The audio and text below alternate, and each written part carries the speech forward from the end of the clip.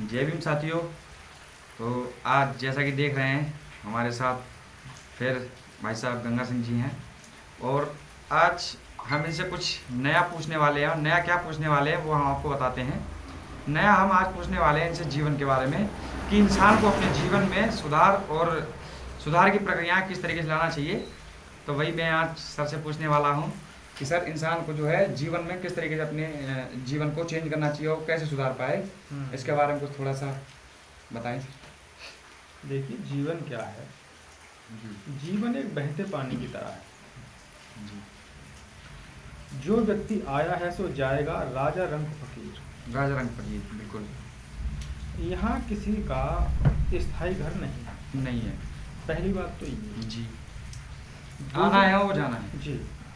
और दूसरी बात ये है कि हमेशा इंसान को अपने जी आप में चाहे जितना भी जैसी भी परिस्थिति हो उसमें खुश रहने की कोशिश करनी चाहिए। जी बिल्कुल।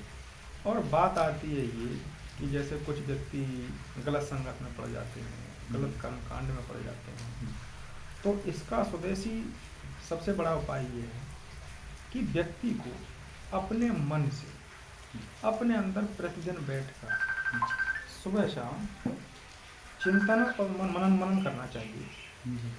चिंतन मनन करना चाहिए कि हमसे कोई भी आने वाले समय में गलती ना हो। गलती करने के बाद पछताना नहीं चाहिए।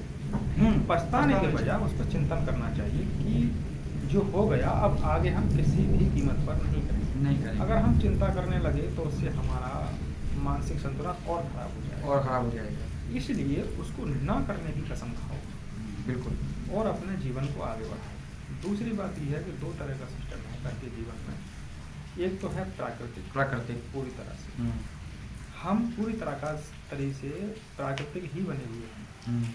प्राकृतिक ही हमको जीवन हमारा दे रही है। प्राकृतिक जल जंगल जल जमीन ये से हम जुड़े हुए हैं। चाहे हम सोने के मंदिर में सोएं लेकिन वो हमारे किसी काम का नहीं, वो हमारे किसी काम हमारे लिए चाहिए। यहाँ पर 5 तत्व मौजूद होने चाहिए, इनसे ही हमारा जीवन चलता है। जल पानी अग्नि वायु आकाश सूर्य, ये सब चीज़ों से मिलाकर 5 चीज़ों से ही हमारा जीवन पर्याप्त है। यही जब हम माँ के पेट में होते हैं तो इनसे ही हमारा संचार सिस्टम चलता है। हमारे शरीर में जैसे हम चलते हैं, टुंडी जो हमारा है ये नाभि केंद्र होता है। नाभि केंद्र, हाँ, इस टुंडी नाभि केंद्र से ही हमारा जीवन शुरू है। इससे ही पहले शुरुआत यहीं से बनती है। जो गोल अंडा आकार बनता है उससे हमारा जीवन शुरू होता है। उसके बाद रीढ़ की हड्डी बनती है, फिर सर बनता है, सर के बाद में फिर पैर बनते हैं। इस तरह से हमारा शरीर विकसित होता है। तो अगर हमारे शरीर में भी किसी भी प्रकार का रोग है, पहले रोग लड़ने की क्षमता ये है कि अगर हमारे शरीर में किसी प्रकार का छोटा मोटा कोई भी रोग है, त्वचा संबंधी जो भी बीमारी है, तो हम सुबह उठ करके नहाने से पहले हम अपनी टुंडी में 2-3 मूंद सरसों का तेल डालें। उस सरसों के तेल डालने से हमारी टुंडी के अंदर नमी पैदा होगी और हमारे जो विकार हैं वो ऑटोमेटिक खत्म होंगे। विकार खत्म करने के लिए एक तो सबसे अच्छा उपाय ये है। दूसरा उपाय ये है कि हमको योग करना चाहिए।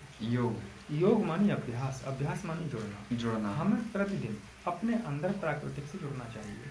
प्राकृतिक से जुड़ेंगे जब हम फालतू चीज़ों में दिमाग नहीं लगाएंगे, तब जो भी हमारा कर्मकांड है जैसा भी है जिसका, उससे हट करके 5 मिनट 10 मिनट 2 मिनट आधा घंटा 1 घंटा समय निकाल करके एकांत स्थान में बैठो और अपने अंदर जो भी आपके अंदर कमी है पहले तो उसको निकालो और उसकी कसम खाओ कि हम वो कमी आगे से नहीं करेंगे। और उसके बाद अपने शांत स्वभाव में बैठो। जैसे आप शांत स्वभाव में बैठोगे तो प्राकृतिक में गूंज सुनाई देती है। उस प्राकृतिक की गूंज को आप ज़्यादा से ज़्यादा सुनो अपने अंदर। जब तुम अब योग अभ्यास करोगे तो उसकी आपको ऑटोमेटिक स्पर्शता होती रहेगी। और जब आपके अंदर स्पर्शता होगी तो आपके अंदर एक अलौकिक एक ऑटोमेटिक एक ऐसा संचार सिस्टम बनेगा जैसे तरंगा जैसा सिस्टम। जैसे बल्ब होता है तो बल्ब इतनी जल्दी अंदर प्रकाश बाहर देता है। इसी प्रकार से हमारे अंदर अंदर से जब हम जलते हैं, अंदर से जब हमारी ज्योति जलती है तो प्रकाश ऑटोमेटिक शरीर से बाहर दिखने लगता है। जैसे लोगों का प्यार, लोगों का मान, लोगों का सम्मान, पैसा, यथास्थिति, घर परिवार में प्रेम मोहब्बत, ये सब कुछ ऑटोमेटिक होने लगता है। जब हम शुद्धि की तरफ होंगे और जब हम गलत कार्य की तरफ होंगे तो वो हमारा जो परिवर्तन है वो उल्टा होना शुरू हो जाता है। अच्छा, इंसान को शुद्धि मतलब शुद्धिकरण कैसे करना चाहिए, अपने आप को शुद्ध कैसे करना चाहिए उसको, तो इस बारे में कुछ थोड़ा सा प्रकाश करें। शुद्ध करने का सबसे अच्छा तरीका यही है कि व्यक्ति को खुद स्वयं में सबसे ज़्यादा व्यक्ति जो है, कोई भी हो, स्त्री हो, पुरुष हो, लड़की हो, लड़का हो, कोई भी हो, सबसे पहले अपने हृदय के मंदिर से बड़ा कोई मंदिर नहीं। कोई मंदिर नहीं है। इस हृदय के अंदर शिव, जिसको कहते हैं शिव, शिव माने आप, हम सब, 2-4 लोग, 10-20 लोग को मिला करके उसको शिव कहा जाता है। शिव यानी केंद्र, केंद्र। ठीक है। यहाँ शिव केंद्र से ऑटोमेटिक अपने आप जब कनेक्ट होंगे तो आपको ऑटोमेटिक संचार सिस्टम चालू होगा जी।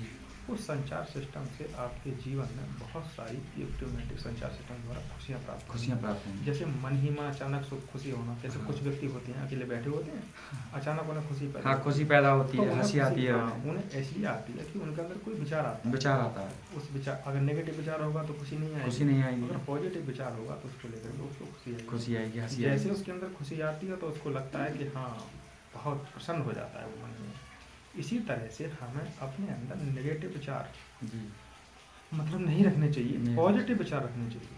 अच्छे विचार हमारे अंदर अधिक से अधिक होंगे तो हमारा जीवन ऑटोमेटिक सही दिशा की तरफ चलेगा। अगर हमारे अंदर गलत विचारों का मौजूदगी होगी, इसी तरह से दोस्त हैं, संबंधी हैं, रिश्तेदार हैं, जो हैं, वो सारे लोगों को आप पॉजिटिव की तरफ चलें। अब जैसे कोई अनपॉजिटिव है तो उसके पास इतना ही संपर्क रहेगा, राम राम दुआ सलाम, बात करता है, ठीक।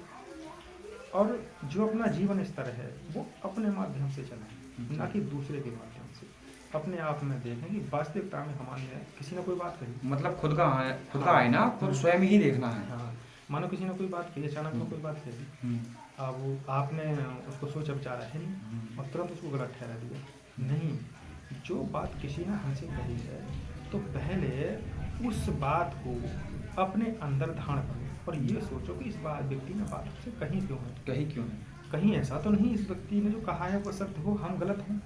तो अगर हम गलत हैं तो उसका बुरा मत मानो, उसका और श्रद्धा मानो कि उसने हमें चेतावनी दी है और ये उसने अच्छा किया, उसने हमें एक आईना दिखाया, एक बताया है कि आप मतलब गलत हैं या सही है। तो उसकी तरफ हमको ज़्यादा फोकस करना चाहिए और उसका बुरा मानने की बजाय उसको अच्छाई से प्रवेश करना चाहिए। जब अच्छाई से प्रवेश लोगे तो आपको वो भी व्यक्ति अच्छा कहने लगेगा जी, सामने वाला आने वाले समय वो भी व्यक्ति आपको अच्छा कहने लगेगा और जब वो अच्छा कहेगा तो आपको प्रसन्नता होगी खुद ब खुद स्वयं में, अच्छा लगेगा, आप भी महसूस करेंगे। तो इसीलिए जीवन, किसी ने सच ही कहा है, मतलब कर्म जो है वो प्रधान है जीवन में, जैसा करो कर्म प्रधान विश्व रचना का, जस फल बहो वही फल चाका। तो कर्म जो है वो प्रधान है, कर्म से ही सारा संसार सिस्टम बना हुआ है। जैसे मान के चलिए कर्म के ऊपर एक बात है, छोटा सा एक माध्यम आपको बताते हैं। जैसे 2 बच्चे पैदा हुए जी, ठीक है, एक साथ पैदा हुए और एक साथ पैदा होने के बाद में क्या होता है कि एक व्यक्ति तो बहुत अच्छे धनिष्ठ व्यक्ति के घर में हुआ पैदा, दूसरा व्यक्ति एक विकलांग हुआ, तीसरा व्यक्ति एक मध्यम वर्ग के घर में पैदा हुआ, जो कि झोंपड़ी वाले के घर में, छोटे घर में। अब सोचो कि उन्होंने माँ के पेट में तो कुछ गलत कर्म कर नहीं लिया नहीं। इसका मतलब ये है कि माँ के पेट से पहले जो उनका जीवन होगा उस जीवन में उन्होंने जरूर कुछ गलत किया, जरूर कुछ ना कुछ गलत। जिसने सही किया है उसने धनिष्ठ व्यक्ति घर में जन्म लिया, जिसने थोड़ा मतलब जो कम किया है उसने एक मतलब छोटे हल्के व्यक्ति के घर में जन्म लिया, जिसके पास पैसा की मतलब कमी है, किल्लत है। और एक व्यक्ति ने बहुत ज़्यादा गलत किया है तो उसको विकलांग पैदा कर दिया, माँ के पेट से ही विकलांग आया। तो सोचो कि उसका जीवन पूरा जीवन विकलांगता में ही और वो जो हल्के में लिया उसको पूरे दिन निर्धन की तरह रहेगा, क्योंकि धन प्राप्त होना बहुत मुश्किल जी। अगर उसके कर्म कुछ अच्छे भी रहे होंगे तो उसके बाद हो सकता है कि वो आगे चल के कुछ अच्छा कर पाए। इसीलिए लेकिन इन सब चीज़ों से ये तो निश्चित है कि कर्म प्रधान है, लेकिन इन सब चीज़ों से हटकर भी कुछ अच्छा है जो हमको प्रतिदिन करना चाहिए।